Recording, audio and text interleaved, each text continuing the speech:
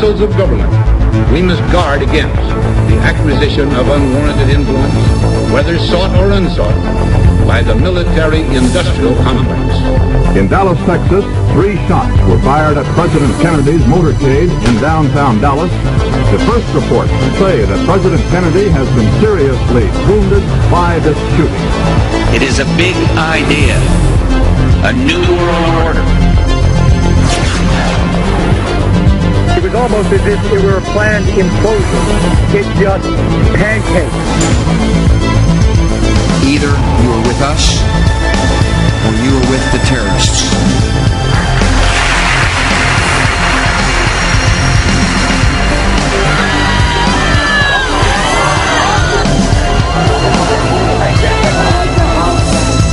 But I also believe that a lot of gun owners would agree that AK-47s belong in the hands of soldiers, not in the hands of criminals. Guns will be taken, and no one will be able to be armed. We're going to take all guns.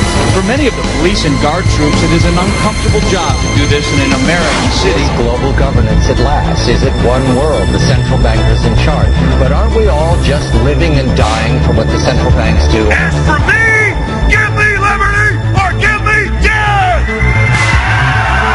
The answer to 1984 is 1776. Welcome to the InfoWars Nightly News. It is Wednesday, September 25th, 2013, and I'm Leanne McAdoo. Here's a look at what's coming up tonight. Tonight. Rebellion against oppression conjured up to me the Rebel Alliance fighting against the empire.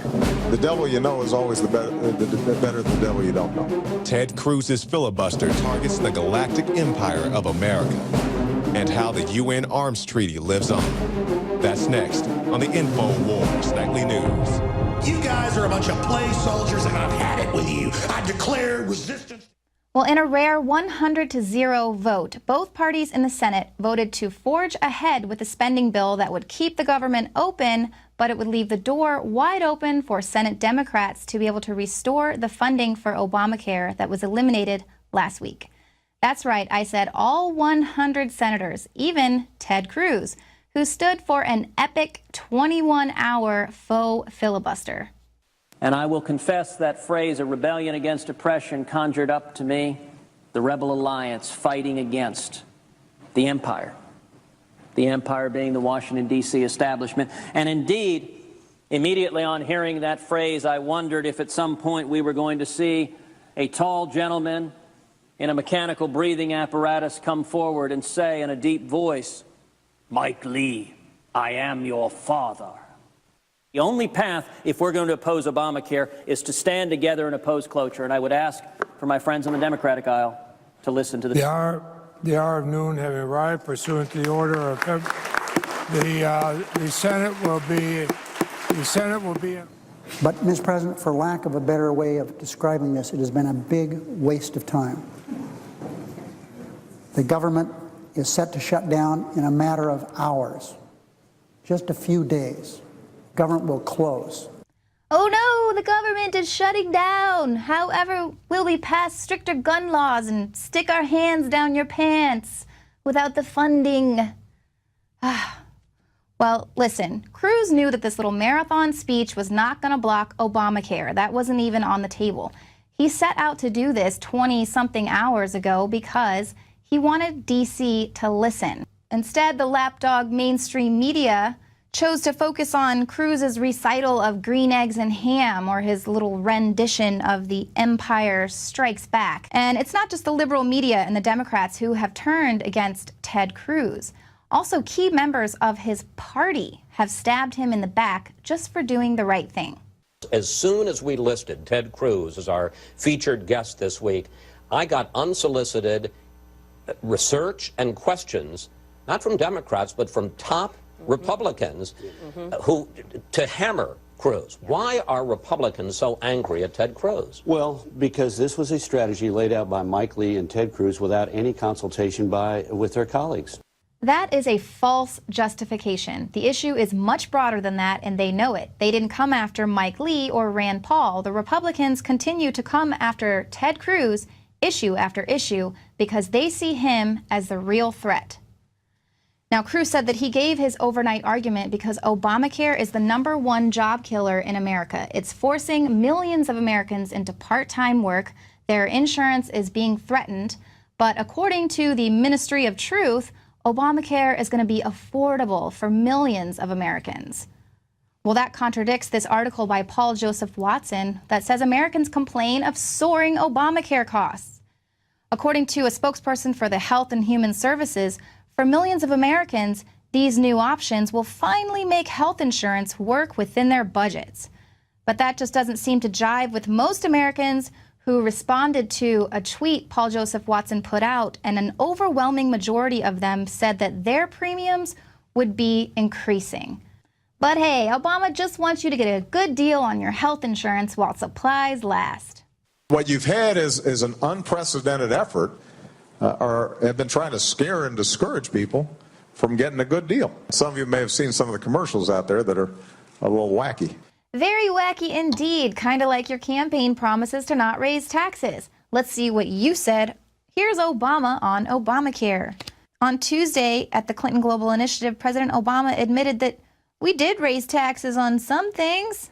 Some things. How about a medical device tax, a high medical bills tax, flexible spending account tax, super savers surtax, Medicare payroll tax increase, the employer mandate tax, tax on health insurers. He's all over the place. He wants no compromise. He wants what he wants, or he's willing to shut down the government. And frankly, the devil you know is always better than the devil you don't. It is abundantly clear that nobody knows if this new healthcare premium is going to test the limits of affordability. Why are we giving away our laws to unelected UN bureaucrats? Coming up after the break, I'm going to be speaking with David Knight about the UN Arms Trade Treaty that John Kerry just signed today. Now, you can catch the Alex Jones Show live at Prison Planet TV. If you're not already a subscriber, please consider becoming a member. You know you can share your password with up to 10 other people. Share the transmission. We'll be right back.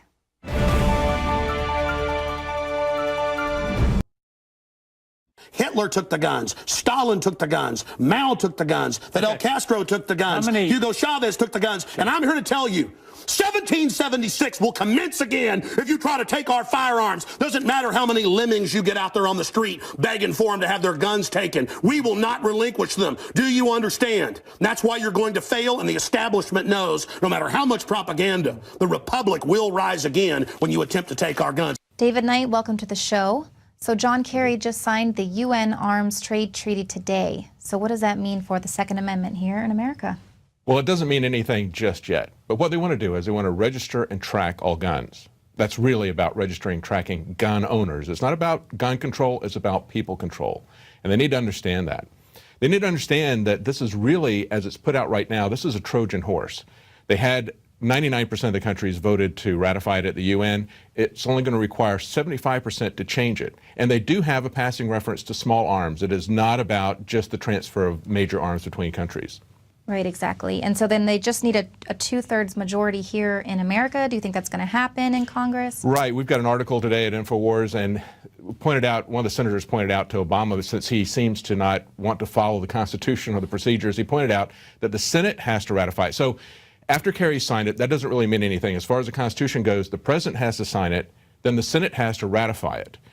And then even if they ratify it, it still doesn't alter the Constitution, but there would be legal challenges that people would have to mount. You know that the government is still going to enforce this, just like they enforce other unconstitutional laws. Even when the courts find against them, they continue to arrest photographers. They continue to enforce the gun control laws in Washington, D.C., even though the Supreme Court threw it out 5 years ago. But the key thing to remember is that when it goes to this next step at the Senate, it's not just 2/3 of the Senate, it's 2/3 of those who are present. And they can play games with that as well. Maybe they'll do something during a recess appointment. Maybe Harry Reid will try to get it through at that point. Exactly. And Obama was just saying, I think a week ago on Sunday, about, you know, that he was going to be ramping up the efforts for gun control. There's always sort of this strange timing. Right. I wrote an article about the connections with false flags in this. Of course, the obvious one that everybody understands is the fact that Fast and Furious was obviously targeted towards this. It was laying the groundwork for this. These things don't just come out of nowhere. Like FDR said, there's no coincidences in this. There's no coincidence in the timing, and there's no coincidence that for quite some time, even under the Bush administration, they were transferring arms across the border to Mexico to try to create a public perception that this was a threat to people's safety, when it was really our government that was doing it. That got busted wide open. The New York Times pointed out that it was a manufactured effort. In other words, a false flag. There's no question about that.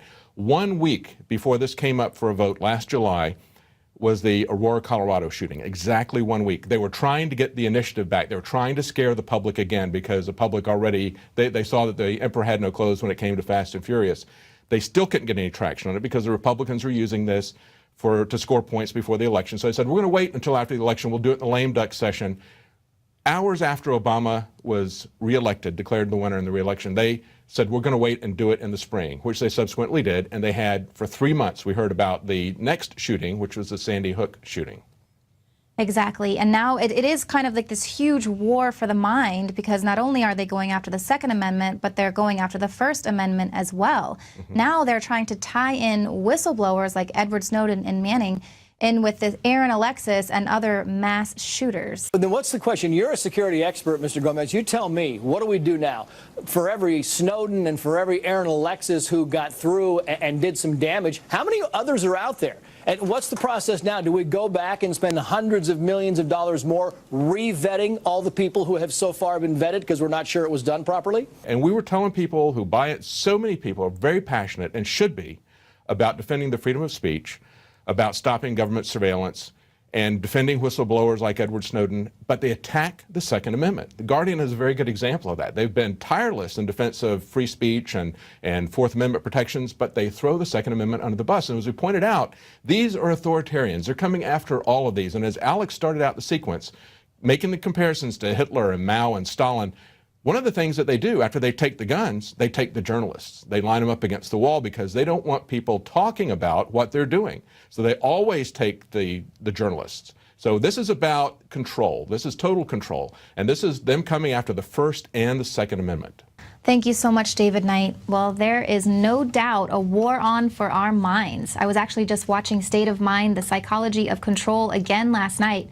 The movie is so good, and it gets into just how far back this plan for total control goes.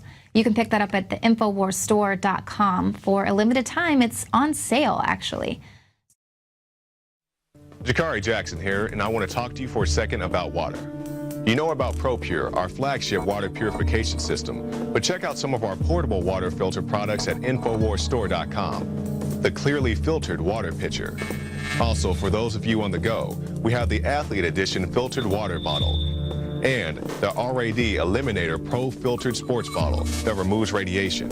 And keep in mind, we have replacement filters for all of these products. The ever-popular grab-and-go bag favorite, the Life Straw, the Crystal Quest shower filter system, and the Aquapod kit, great for mass storage of water. And while you're at the InfoWars shop, pick up a copy of our latest book, 31 Days to Survival. You can find all this and more at the InfoWarsStore.com. And don't forget, it's your support that funds our operation. Sign up for our free newsletter at InfoWars.com/newsletter.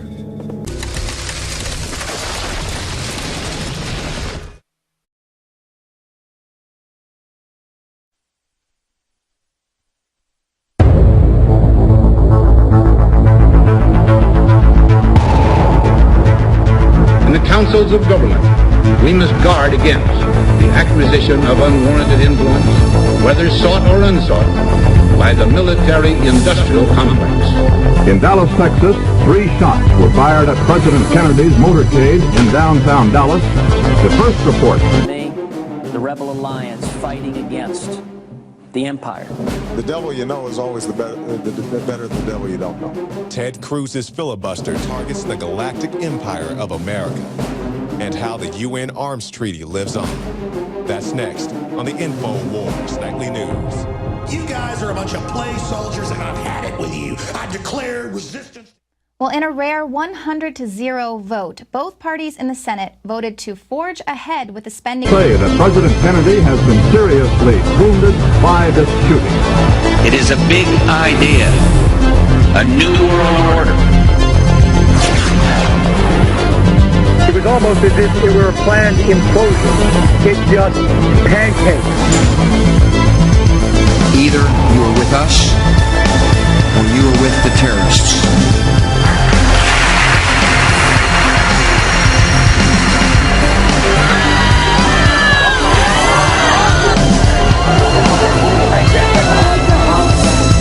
But I also believe that a lot of gun owners would agree that AK-47s belong in the hands of soldiers, not in the hands of criminals. Guns will be taken. No one will be able to be off. We have to take all of them. For many of the police and guard troops, it is an uncomfortable job to do this in an American city. Global governance at last. Is it one world, the central bankers in charge? But aren't we all just living and dying for what the central banks do? As for me, give me liberty or give me death! The answer to 1984 is 1776. Welcome to the InfoWars Nightly News. It is Wednesday, September 25th, 2013, and I'm Leanne McAdoo. Here's a look at what's coming up tonight. Tonight. Rebellion against oppression conjured up to